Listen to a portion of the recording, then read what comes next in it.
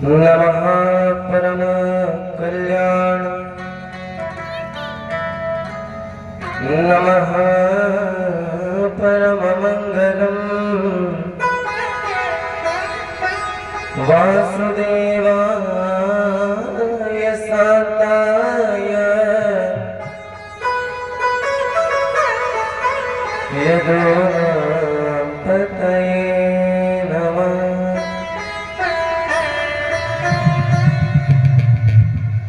ध्येयं सदा परिभवग्नमभीष्टदोहम्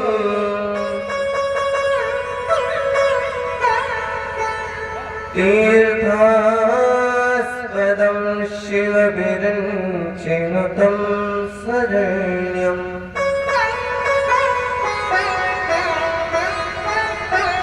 धृत्यार्तिहं प्रणत बालभवाभिभूतम्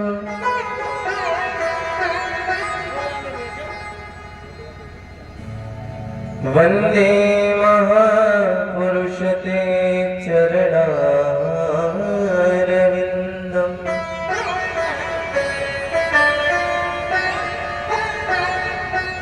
वन्दे विदेहतनया पदपुण्डरीकम्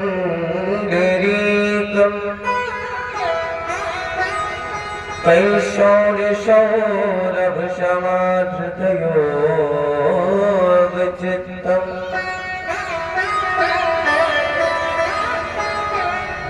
हन्तुं त्रितापमनिशं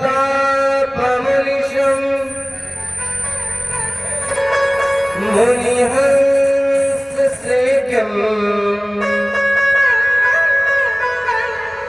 सलमानिशालपरपीतपरागपुण्यम्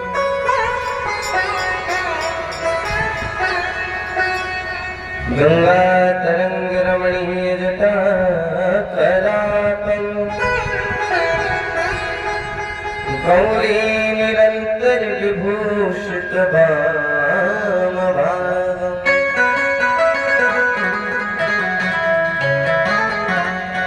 नारायण प्रियमनंगमदापहारम् वाराणसीपुरपते भज विश्वनाथम्।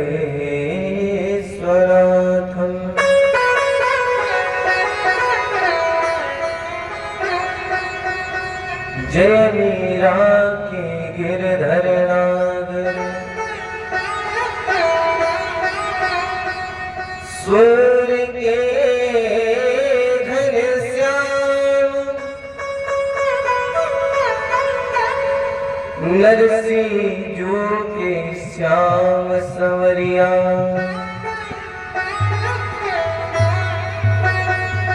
श्री तुलसीदास के राम। मेरी भवबाधा हरो श्री राधा नागर सोय जातन की झाई परे श्याम हरित दुति होय।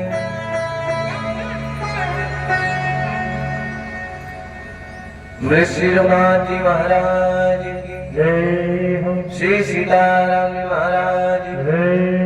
श्रीमद्भागवत महापुराण श्री हनुमान जी महाराज जय। श्री सद्गुरुदेव भगवान उमापति महादेव जय। शिव संतन की जय जय श्री सीताराम जय जय श्री राधेश्याम।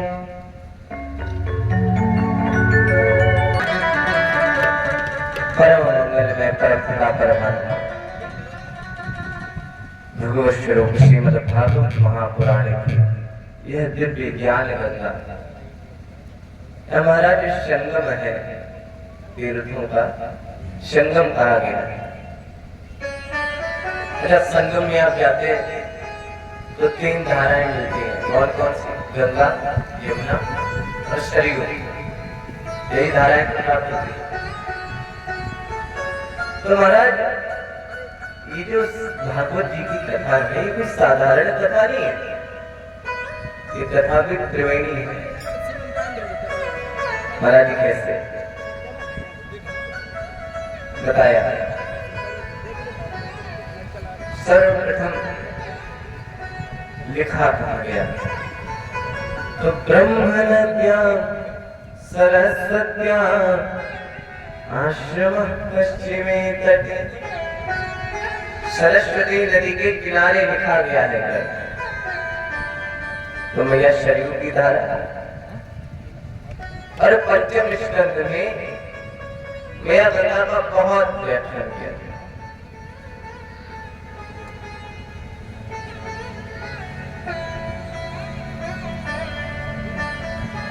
कहा गया है गंगा गंगेतियो भूयात् योजनानां शतैरपि मुच्यते सर्व पापेभ्यो विष्णु लोकम गच्छति। जो 100 योजन दूर से भी मैया गंगा का नाम ले लेता है, महाराज उसके सारे पाप नष्ट हो जाते हैं। इसीलिए तो हम लोग कहते हैं ना, हर हर गंगे। तो मैया गंगा की बड़ी महिमा कहेगी। और फिर दशम स्कंद में मुक्त कंठ मैया कालिंदी की महिमा व्यास जी करते हैं। दशम स्कंद में यमुना जी का बृहद वर्णन है। भगवान को कालिंदी के तट पर कहते हैं। तो महाराज त्रिवेणी का संगम है ये भगवत कथा। ऐसे दिव्य यह ज्ञान की कथा आपके ग्रामों में सुलभ हो रही, और सुलभ भी ऐसे नहीं हो रही। कहते हैं ना, संतों की कृपा के बिना सत्संग नहीं मिलता। और महाराज हमारे पूज्य संत जी महाराज, इनकी कृपा से यह दिव्य कथा सुनने का लाभ हम सभी को प्राप्त हो रहा है। तो भगवान की कृपा है और संत की कृपा है। स्मरणीय तरित विनिवृत पीताम्बरधारी नंद नदन शिवांगी बिहारी लाल के चरणों में कोटि से वंदन करते हुए आद्या भगवती त्रिपुर सुंदरी राजराजेश्वरी माँ भगवती के चरणों में कोटि से वंदन करते हुए, माता पिता गुरु चरणों में कोटि से वंदन करते हुए,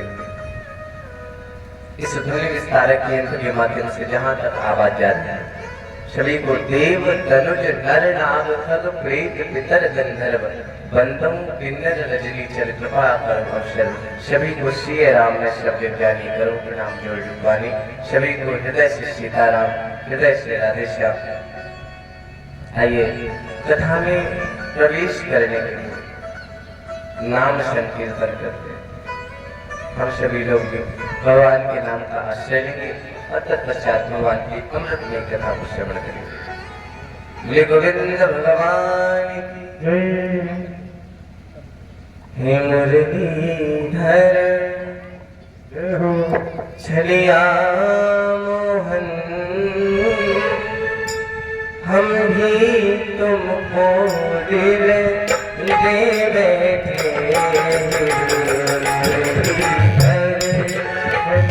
Yeah.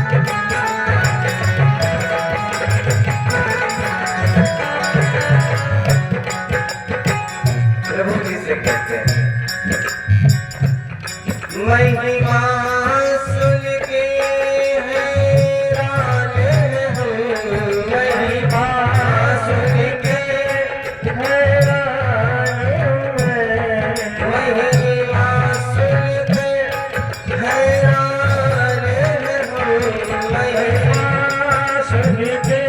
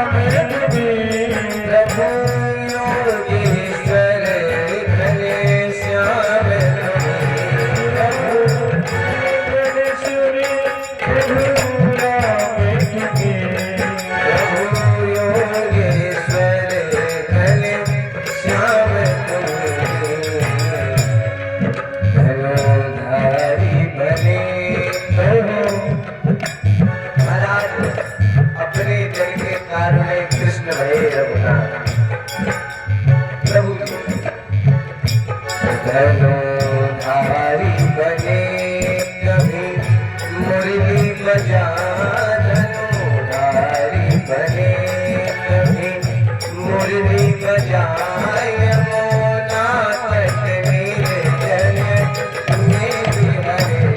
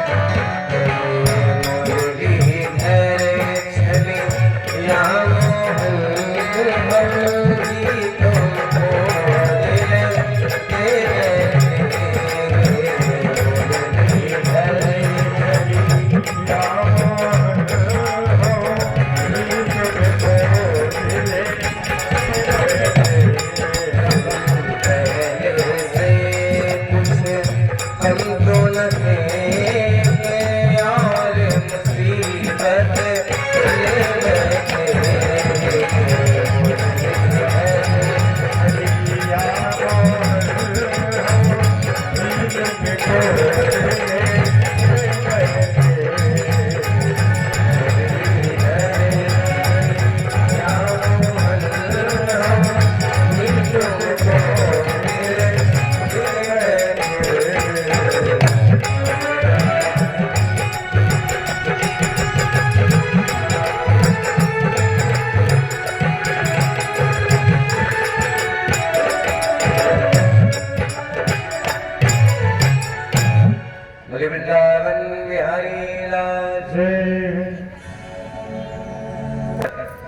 आपसे भी पूछ ले, आप ये बताइए, अच्छा तेज तेज दौड़ने में ज्यादा आराम है कि धीरे धीरे दौड़ने में?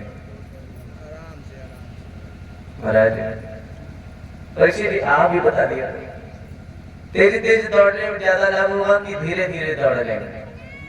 किसमें जल्दी थकेंगे? तेज दौड़ने में, तो धीरे धीरे दौड़ो। अच्छा महाराज धीरे धीरे दौड़ रहे हो तो धीरे धीरे दौड़ने में ज्यादा थकोगे या चलने में? दौड़ने में थकोगे, चलने में लाभ, चलने में आराम मिलेगा। अच्छा कोई वृक्ष की छाया दिख जाए और कोई व्यक्ति कह दे ऐसा है थोड़ी देर रुक जाओ, खड़े हो जाओ, तो बताओ किसमें ज्यादा प्रसन्न थे, किसमें ज्यादा सुखी थे? छाया में खड़े होने से। चलने में तो थक भी रहे थे, धूप लग रही थी, लेकिन छाया में खड़े हो तो सुखी हो। अच्छा कोई कह दे खड़े क्यों हो भैया, बैठ जाओ, तो अब बताओ खड़े होने में ज्यादा सुख है कि बैठने में? बैठने में। बैठ भी गए, इतने में कोई सज्जन निकला और बढ़िया ऐसी अच्छी हवा चल रही थी, तो उसने कहा भैया क्यों बैठो, थोड़ी देर आराम करो, सो जाओ। अब बताओ बैठने में ज्यादा सुख था कि सोने में, लेटने में ज्यादा सुख था? लेटने में ज्यादा सुख था। परीक्षित जी लेटने में अधिक सुख था ना? अच्छा लेटने में अधिक सुख था कि सोने में अधिक सुख था? सोने में, है ना? सो जाओ, सारी थकावट दूर हो जाती है। कई लोग ये कहते हैं भैया हम 15 मिनट सो जाए फिर पूरे रिचार्ज हो जाते हैं, पूरे दिन वैसे ही काम कर सकते हैं। सोने में अधिक आनंद है। अच्छा सोने में अधिक आनंद है कि मरने में अधिक आनंद है? बताओ महाराज।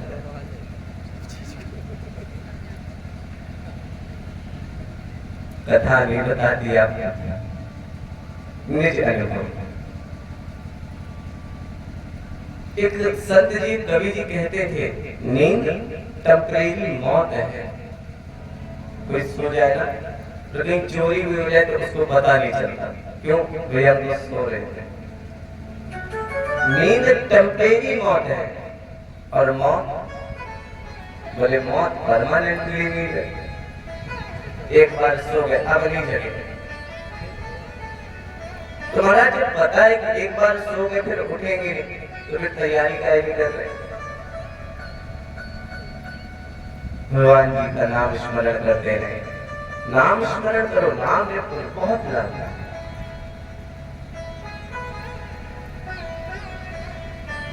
कल की कथा में आप सभी लोग सुन रहे हैं, परीक्षित जी को श्राप लगा। सुखदेव महाप्रभु आए और सुखदेव महाप्रभु आए ना तो कहते हैं ना श्रोता और वक्ता समान होना चाहिए, जैसा श्रोता वैसा वक्ता। अब यहाँ तो अगर कुछ पूछा जाता है तो आप लोग तो शांत बैठ जाते हो, ऐसा लगता है जैसे घर से विचार करके आते हो। पंडित जी कुछ भी पूछे बताना नहीं, महाराज बता दिया। परीक्षित जी जब कथा आप सुने तो उसमें अधिकतर संवाद ही हुआ। मैत्रेय जी ने विदुर जी से कहा, उद्धव जी ने विदुर जी से कहा, ब्रह्मा जी ने नारद जी से कहा, सुखदेव महाप्रभु ने परीक्षित जी से कहा। परस्पर वाद और संवाद ही हुआ। इसलिए कथा जब बोली जाए ना, कथा जब सुने आप लोग तो उसमें कुछ बात पंडित जी पूछे तो बोल दिया, भजन चलाते रहे तो बोल दिया। पंडित जी अकेले बोले और थक जाए तो क्या लाभ? इसलिए नाम चले, संकीर्तन चले, आप भी गुणगान करो, बोलो राधे राधे। इतना समझाया फिर भी समझ में नहीं आया। सभी लोग जोर से बोलो राधे राधे। आइए हनुमान जी महाराज जी का स्मरण करते हैं और फिर इसके बाद कथा प्रारंभ करते हैं। बोले हनुमान जी महाराज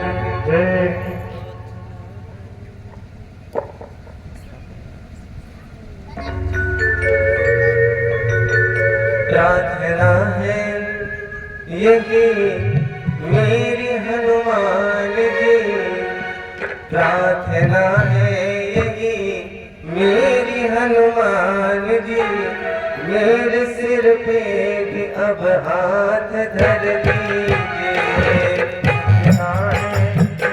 मेरी हनुमान से प्रार्थना है, मेरी हनुमान जी मेरे सिर पे भी अब हाथ धर लीजिए, मेरे सिर पे भी अब हाथ रख दीजिए।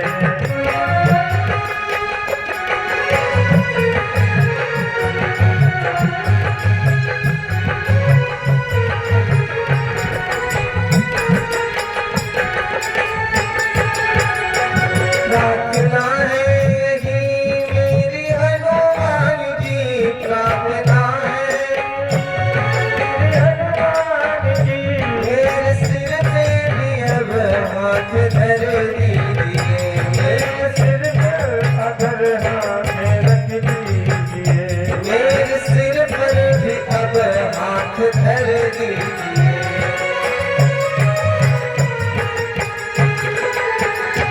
राम सीता का दर्शन करा कर हमें, राम सीता के दर्शन करा के हमें, राम सीता का दर्शन करा कर हमें, राम सीता के दर्शन करा के हमें, मेरे सपने को साकार कर दीजिए, मेरे सपने कर दीजिए।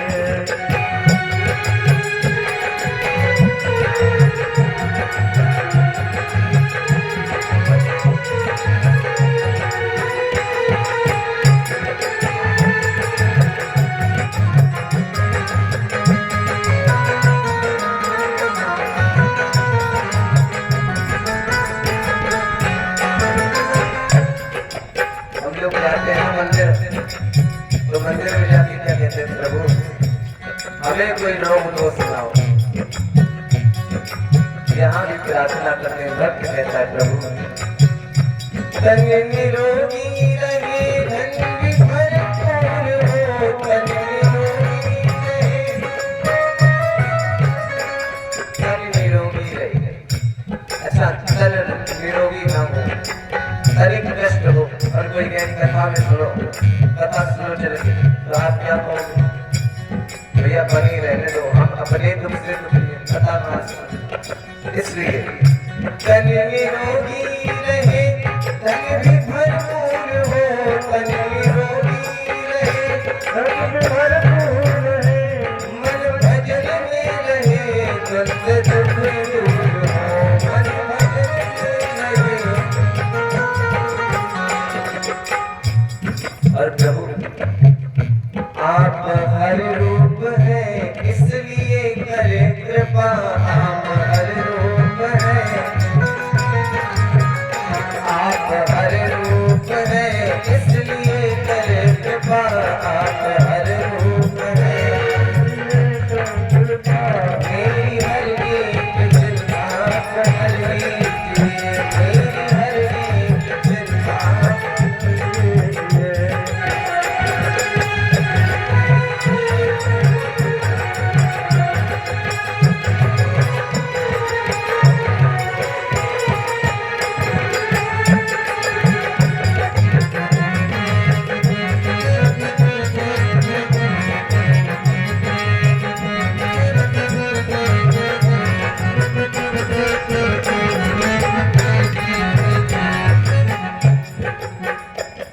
लोग कहते हैं दुख मिला है, और दुख मिला तो किसकी गलती है, भगवान की। ऐसे जी जब दुख मिलता है तो हम लोग क्या कहते हैं, भगवान की वजह से मिला है ना, और जब सुख मिलता है तो कह देते हैं हमारी अच्छी कर्म के। अरे महाराज, साधक कहता है प्रभु दुख मिले हैं मुझे, मेरे ही पाप है, दुख मिले हैं मुझे, मेरे पाप है। आप लोग भजन समझ में नहीं आ रहा है, साथ में बोलिए। दुख मिले हैं मुझे,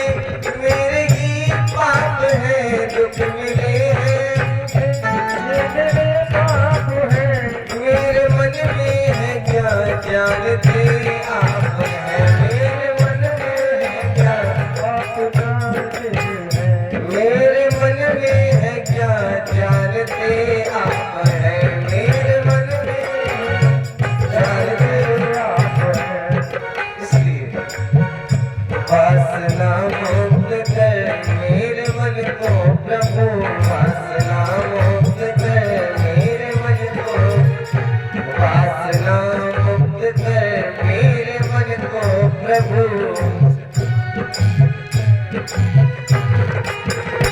राम सीता की गति से हर लीजिए, राम सीता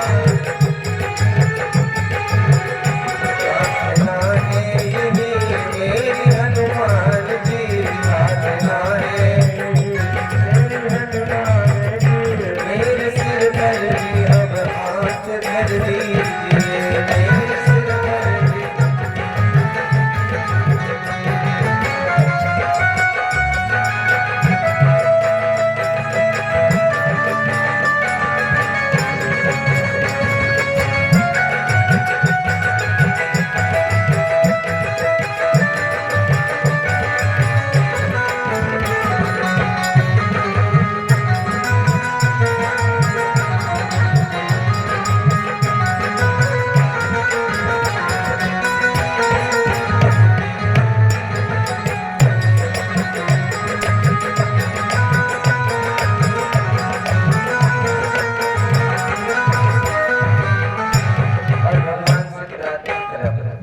हमेशा प्रार्थना करा करो क्या प्रभु, मैं बातें भी करूँ ना तो हमेशा आपकी बातें, हाँ नहीं तो चुगली तो हम लोग बहुत करते हैं।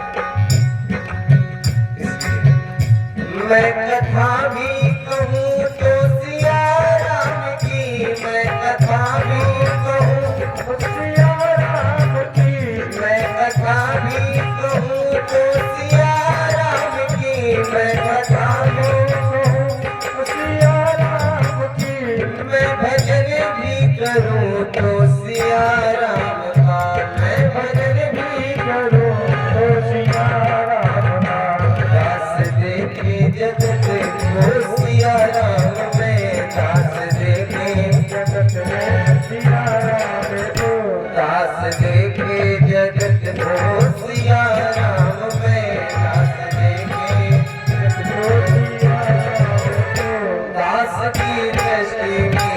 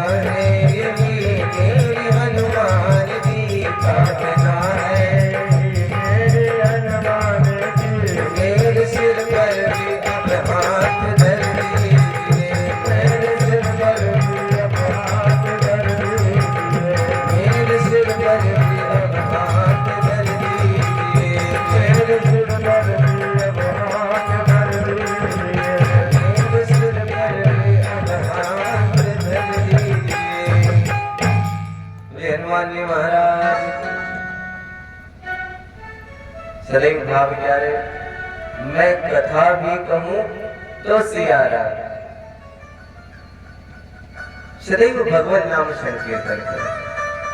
प्रभु जी कहते हैं भगवान जी का आगमन में तत्रा भवत भगवान व्यासपुत्रो। महाराज व्यास पुत्र का, व्यास पुत्र कौन? श्री सुखदेव जी महाराज, परम महर्षि परम प्यारे करते। अच्छा महाराज, जब जब भक्त में संकट आता है, आप इस बात को ध्यान दें, जब जब भक्त में संकट आता है तब तब भगवान स्वयं आते हैं। आप किसी की भी कथा सुनो, प्रहलाद जी पे संकट आया, भगवान आए। ध्रुव जी पे संकट आया, भगवान आए। जिसपे संकट आया और भक्त है भगवान के भरोसे, तो भगवान जरूर है। परीक्षित जी को देखिए, गर्भ में भगवान है, नाम पड़ा विष्णु लगा। और पुनः जब ब्राह्मण का श्राप लगा, एक बार ब्रह्मास्त्र किसने चलाया था? अश्वत्थामा ने, है ना? जब अश्वत्थामा ने ब्रह्मास्त्र चलाया तो महाराज भगवान आए गर्भ में, ठाकुर जी सुंदर रूप बना करके और परीक्षित की रक्षा की। एक बार तो, और दूसरी बात वहां जो ब्राह्मण का श्राप है वो भी किसी ब्रह्मास्त्र से कम नहीं है। महाराज अब उसकी रक्षा के लिए बोले ठाकुर जी फिर आए। तत्रा भवत भगवान व्यास पुत्रो, मानो सुखदेव जी के रूप में साक्षात भगवान ही आए। और महाराज जब सुखदेव महाप्रभु आए, सब खड़े हो गए, सब वंदना करते हैं। और बड़ी प्रशंसा की सुखदेव जी। परीक्षित जी कहते हैं आज मुझसे अधिक कोई धन्य नहीं है, बहुत धन्य हूं मैं। अहो अद्य वयं ब्रह्मन् सत्सेव्या छत्रबंधवा, आज मुझसे अधिक कोई धन्य नहीं है। महाराज मेरे अनेक जन्मों के पुण्य एक साथ जब पूजित हुए तब जाके कहीं आपका दर्शन हो। क्यों? अरे प्रभु जिनके दर्शन दुर्लभ है, आज उनको अपने सामने देख रहा हूं, और ये सामने आज उनके चरणों की वंदना, उनके चरणों का स्पर्श करने का हमें सुख प्राप्त हो। और आज भांति भांति प्रकार से सुखदेव महाप्रभु की वंदना, बोले सुखदेव जी महाराज की। जब सुखदेव जी की वंदना की ना तो सुखदेव जी को ज्यादा प्रशंसा अच्छी नहीं लगती। आसन देखा, एक बालू का आसन बनाया था परीक्षित जी ने, उसी पर जाकर बैठे। परीक्षित जी हाथ जोड़ कर खड़े हो गए और कहने लगे प्रभु एक बात जानना चाहता। क्या? मृतराम म्रियमाणस्य म्रियमाणानां संसिद्ध्यस्य बलीयस्य, जो नित्य मरते हैं उनका कल्याण कैसे होगा? अब आप विचार करो, नित्य कैसे कोई मर सकता है?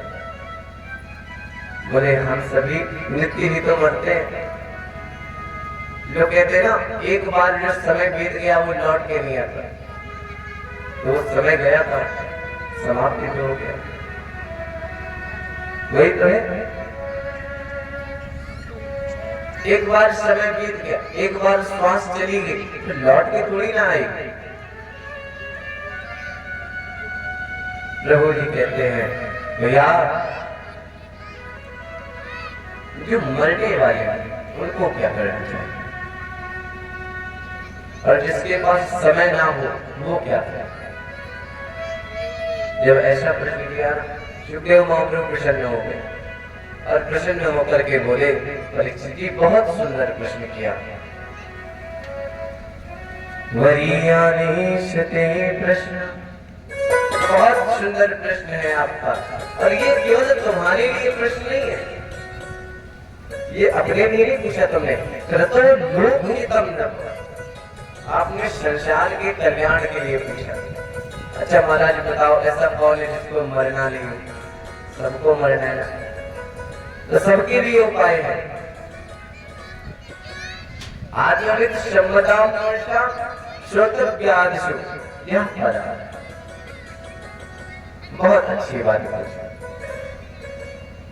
महाराज जब गुणगान करने लगे ना, बहुत अच्छा प्रश्न किया, तो परीक्षित के मन में आया प्रभु हमारे पास समय है नहीं ज्यादा, समय कितना है? 7 दिनों का। अरे तो अभी से भी चर्चा करने लगे, तो हमारी मुक्ति कैसे होगी?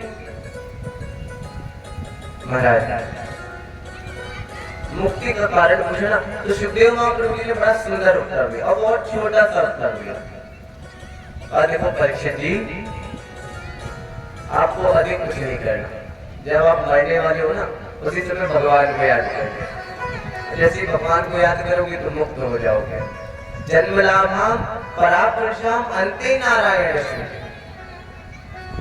जैसे अंतिम अवस्था में भगवान का याद स्मरण करोगे ना तो मुक्त हो जाओगे। परीक्षित जी ने कहा, महाराज जो योगी इत्यादि नित्य जप करते हैं भगवान का, नित्य पाठ करते हैं, वो भी अंतिम समय में अपने परिवार को याद करते हैं। हाँ, उन्हें परिवार याद आता, भगवान नहीं याद आता। तो फिर बताओ मैं कैसे याद करूं? बाबा लिखते हैं ना, जन्म जन्म मुनि जतन कराही अंतराम कहियावत नाहि। महाराज जन्म जन्म भर प्रयास करते हैं लोग, और अंतिम अवस्था में ढूंढते मेरा परिवार का है।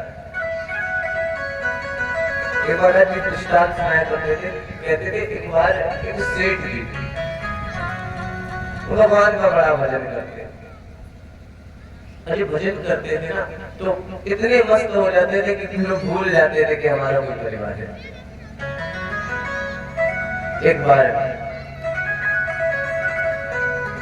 किसी कार्य से, व्यापार के कार्य से बाहर जा रहे थे तो अपने पुत्र को साथ में ले लिया। पुत्र भी साथ में चल गया। अब चलने लगी ना तो समय आ गया सेठ जी का। अब जब समय आया ना तो जीवन भर भले ही भगवान का नाम ले पाता, लेकिन अंतिम अवस्था में अपने पुत्र से कहने लगे, देखो बेटा, सारा धन कहीं हमने छुपा के रखा है, उसे ढूंढ के रख लेना। तुम्हारा इतना त्याग करके प्राण त्याग किया, जीवन भर क्या करते रहे, नाम जप किया, और अंतिम अवस्था बोले धन की याद आ गई। और धन की याद आई तो महाराज फिर क्या बोले अंते मई सागती। जैसे आप अंतिम अवस्था में अपनी मति रखेंगे ना, वही गति होगी। तो धन की चिंता कर रहे थे तो सर्प बने जाएंगे।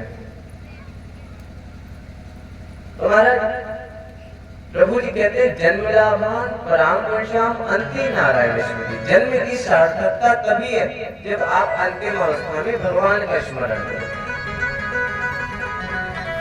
महाराज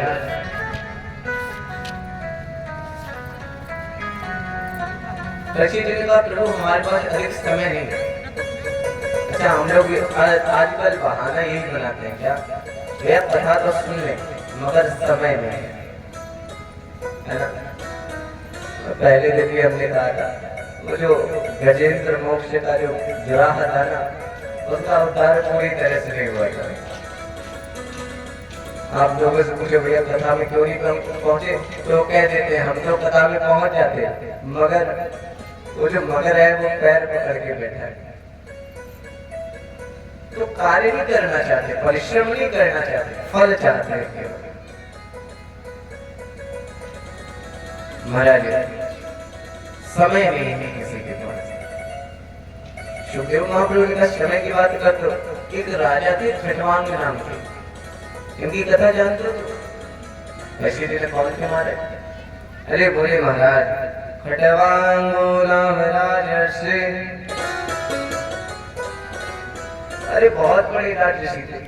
एक बार देवताओं और दानवों के बीच में युद्ध हुआ। जब युद्ध हुआ ना तो खटवांग जी भी गए, युद्ध में भाग लिया और देवताओं की तरफ से लड़ रहे थे। देवता जीत गए, सब प्रसन्न हो गए। खटवांग जी से कहा, भैया मांगो क्या वरदान चाहते हैं? खटवांग जी ने पूछा, महाराज ये बताओ हमारी आयु कितनी बची है? आयु कितनी है हमारी? महाराज जन्म मरण की पत्री खोली गई, देखा केवल 2 घड़ी का समय शेष बचा। 2 घड़ी 48 मिनट। तो महाराज इतने समय का जीवन से खड़वान जी ने विचार किया, जीवन भर भोग ऐश्वर्य खूब प्राप्त किया, अंतिम समय आ गया, अब क्या वरदान मांगना। वहीं पर धनुष बाण रखा और महाराज बैठ गए और समाधि लगाई। समाधि लगाई ना परीक्षित जी, तो अंतिम अवस्था में भगवान का स्मरण किया और महाराज मुक्त हो गए। ऐसे थे खड़वान राजा। लेकिन परीक्षित नाम स्मरण के लिए एक चीज बड़ी आवश्यक है। क्या? बोले नाम स्मरण करना है ना, तो सबसे पहले मन को संयम के करना सीखो, मन इधर उधर ना जाए। प्रभु जी कहते हैं मन को संयम करना है, तो इसके लिए भी नियम बनाया गया है। क्या? जिता सनो जित श्वासो जित संघ जितेन्द्रिय स्थूलो भगवते रूपे मनः सांधारये धिया। बोले जितासनो जित श्वासो जित संघो जितेन्द्रिय। आप लोग विचार करते हैं कि हमें वर्ष की आयु मिली, लोग कहते हैं ना यह 100 वर्ष की आयु है, वो आयु 100 वर्ष की नहीं होती। तुम्हारे बोले वो श्वास दी जाती है, सांसें गिनती की दी जाती है। और इसीलिए आप देखना जो योगी होते हैं, जो महात्मा होते हैं, वो प्राणायाम के माध्यम से अपनी श्वास रोक के रखते हैं। और देखो कि 125 वर्ष के हो जाते हैं फिर भी जी रहे हैं। अनेकों अनेक ऐसे संत होते हैं। तो आयु वर्ष के हिसाब से नहीं है, श्वासों के हिसाब से। इसलिए सबसे पहले जिता सनो जित श्वासो, सबसे पहले अपने आसन को जीतो। पता चला भगवान का स्मरण कर ले बैठे, और बैठे थे कि घुटने में दर्द होने लगा। हाँ आजकल तो ये बड़ी शिकायत रहती है, भैया घुटने में दर्द।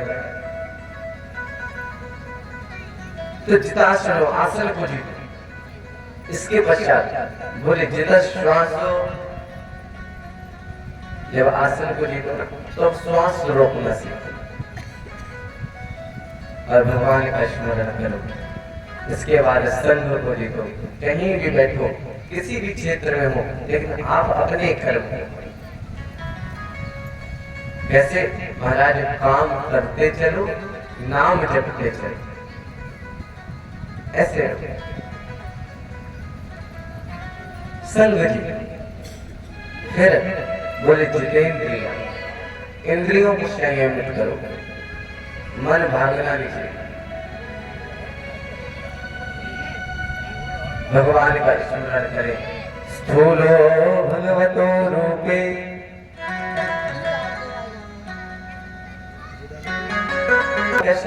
बोले पाताल में तस्य ही पादमूलम, जिनका पैर पाताल में। मानस में वर्णन आता है रूप का, कहते हैं पग पाताल शीस अजधामा,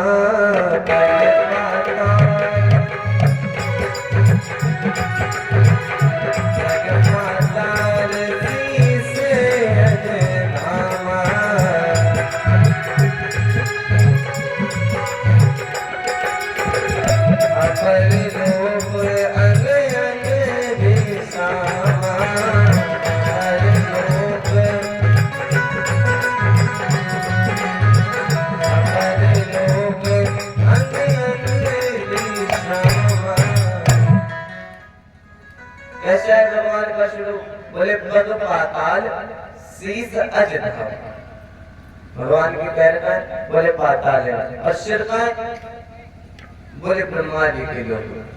ऐसा भगवान का स्वरूप है। रोम रोम प्रति लाख कोटि कोटि ब्रह्म, ऐसा भगवान का स्वरूप।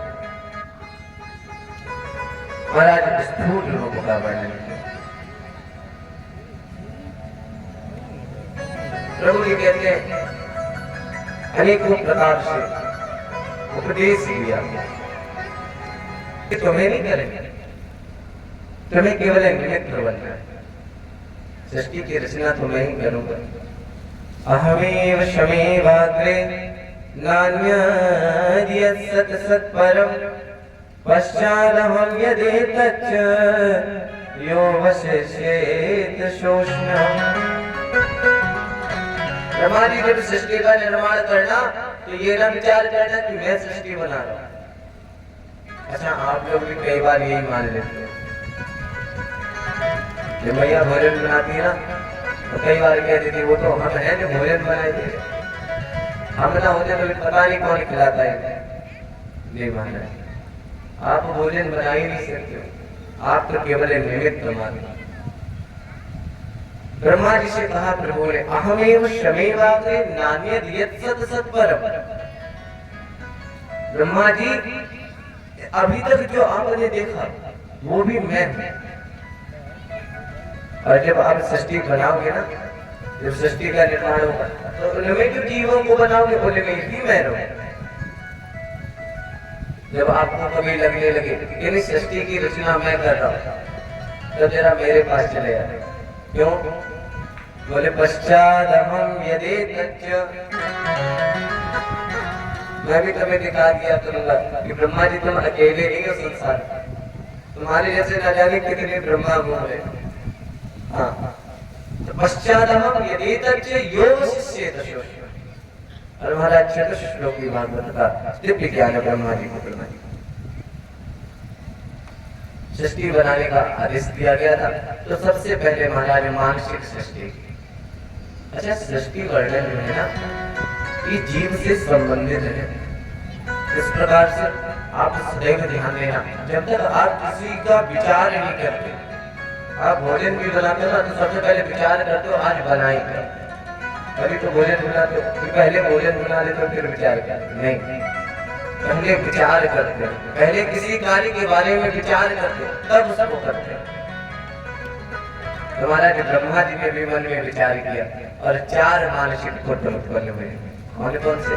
सनत, सनंदन, सनातन और शन कुमार जी।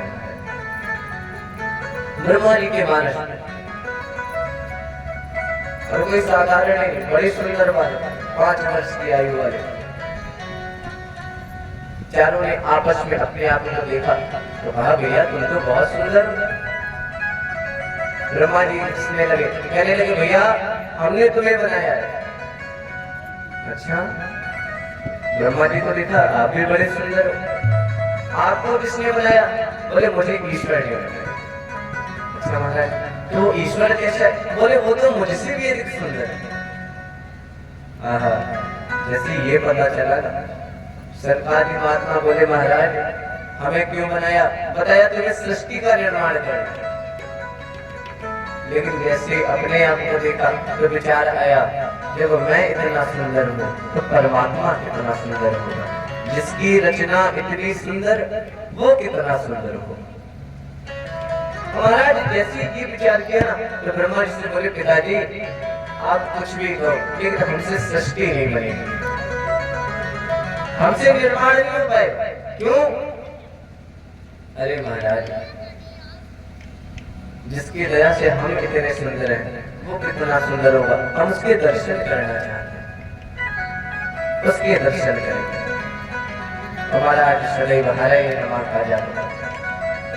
ब्रह्मा जी पर क्रोध आ गया, अच्छा हमारी बात नहीं मानोगे?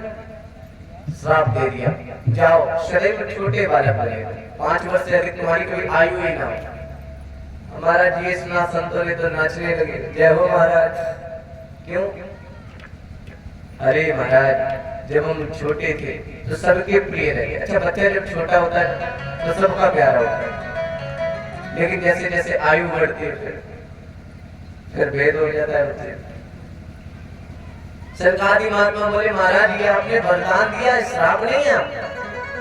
आपको लगे कि आपने श्राप दिया, लेकिन आपने वरदान से तो नहीं दिया। क्यों? अब हम हमेशा छोटे बने रहेंगे, किसी भी समाज में हो सदैव नाम जप करेंगे, सदैव हरि शरणम का जाप करेंगे। महाराज चले गए, क्रोध आया तो भगवान रुद्र प्रकट हुए। रुद्र भगवान का भगवान रुद्र आए, ब्रह्मा जी के सामने हाथ जोड़कर खड़े हो गए। बोले महाराज मैं क्यों आया? बताया आपको भी सृष्टि का निर्माण कर। भगवान ने कहा ठीक है हम सृष्टि बनाएंगे। और महाराज फिर भगवान शंकर ने अपनी सृष्टि बनाई। कैसी सृष्टि? बोले को मुखहीन,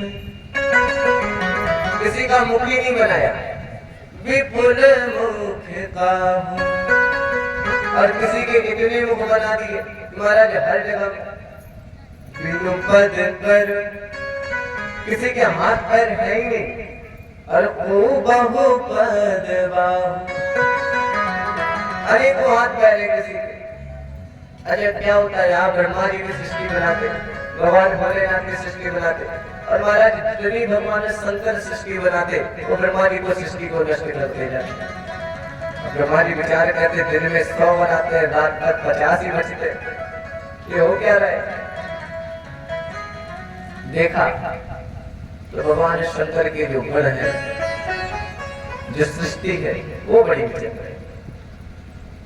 महाराज खड़े हो गए, कहा शंकर जी से बस बेटा बन गई तुम्हारी सृष्टि। महाराज अब क्या करो? बोले अब आप नाम जप करो, जाके जाओ भगवान राम का नाम। और महाराज दिव्य उपदेश ग्रहण करके भोलेनाथ चले गए। पर हाँ आंशिक सृष्टि की, शारीरिक सृष्टि की, और महाराज 10 पुत्रों को जन्म दिया। जब महाराज दैहिक पुत्र उत्पन्न हुए ना, इनसे कहा सृष्टि करो। महाराज सृष्टि तो करें, लेकिन करें कैसे? विचार करेंगे। इतने में ब्रह्मा जी के शरीर दिए 2 भाग हुए, दाहिने भाग से महाराज मनु और बाएं भाग से मैया शत्रुपा का जन्म हुआ। बोले मनु महाराज की, शत्रुपा मैया की। मनु महाराज और शत्रुपा मैया का प्राकट्य हुआ। हाथ जोड़कर खड़े हुए प्रभु हमें क्या करना? सृष्टि का निर्माण करना। मनु महाराज ने कहा सृष्टि तो बनाते महाराज, लेकिन सृष्टि बनाने के लिए धरातल भी तो चाहिए। तुम्हारा धरातल है ना? कहाँ गया धरातल? अरे बताया कोई असुर उठा ले गया। असुर कैसे उठा ले गया? अरे महाराज कोई हिरण्याक्ष नाम का दैत्य पृथ्वी को उठा ले गया, सागर में डाल दिया। ब्रह्मा जी विचार करने लगे, महाराज मैंने तो कोई असुर बनाया, फिर ये कहां से आया?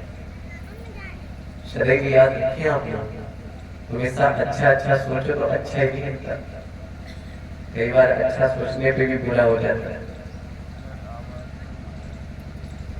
महाराज क्या हुआ कि सरकारी महात्मा भगवान का स्मरण करते थे, भगवान नाम जाप करते थे, तो इन लोगों की एंट्री हो गई थी, कभी भी आ जा सकते थे बैकुंठ में। जब चाहे तब बैकुंठ में आ जाए, जब चाहे तो बैकुंठ से जाए। श्री राम विजय भगवान की बड़ी बड़ी पार्षद। भगवान ने द्वार पाले के रूप रख दिया कि द्वार पाल हरि के प्रिय दो।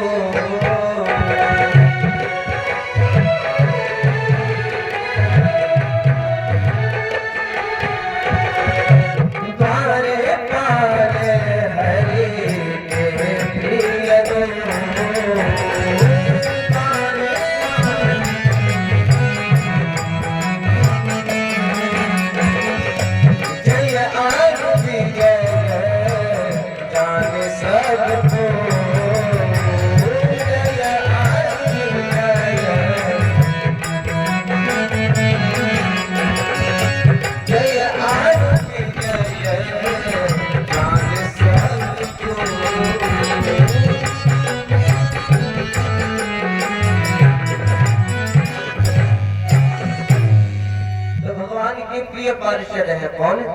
जय और विजय।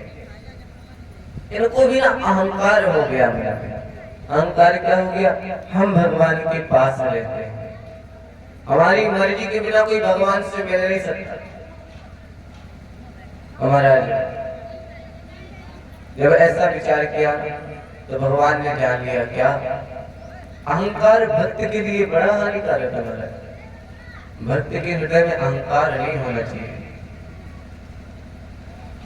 भगवान ने विचार किया मेरे बालक है मैं समझाऊंगा, लेकिन फिर विचार किया क्या मैं समझाऊंगा ये मेरे सामने तो मान जाएंगे और फिर ऐसा ही करके करेंगे।